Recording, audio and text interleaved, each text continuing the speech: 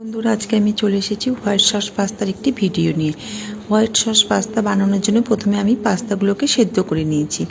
এবার কড়াইয়ে তেল দিয়ে দিয়েছি আদা রসুন, ওগুলোকে একটু ভাজা ভাজা করে দিয়ে দিয়েছি ক্যাপসিকাম পেঁয়াজ, ওগুলোকে ভালো করে একটু ভেজে নিয়েছি। এবার আরেকটা কড়াই বসিয়ে তার মধ্যে দিয়ে দিয়েছি 2 চামচ বাটার, 2 চামচ ময়দা, হাফ কাপের মতন দুধ দিয়ে একটা সস তৈরি করে নিয়েছি।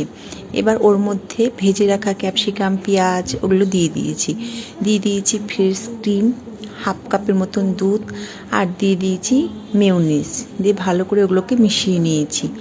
এবার ওর মধ্যে দিয়ে দিয়েছি সেদ্ধ করে রাখা পাস্তা দিয়ে ভালো করে নাড়াচাড়া করে মিশিয়ে নিয়ে উপর থেকে দিয়ে দিয়েছি চিলি ফ্লেক্স, বিট নুন, গোলমরিচ। আর এরই ফাঁকে আমি ডিমের ঝুড়ি আর চিকেনগুলোকে ছোট ছোট করে কেটে একটু ভাজা ভাজা করে নিয়েছিলাম, ওগুলো উপর থেকে দিয়ে ভালো করে মিশিয়ে নিলেই তৈরি হোয়াইট সস পাস্তা। আমার এই ভিডিওটি ভালো লাগলে পেজটি ফলো করে একটা লাইক করে দিও, আর নতুন কোনো ভিডিও দেখতে চাইলে অবশ্যই আমাকে কমেন্ট করো।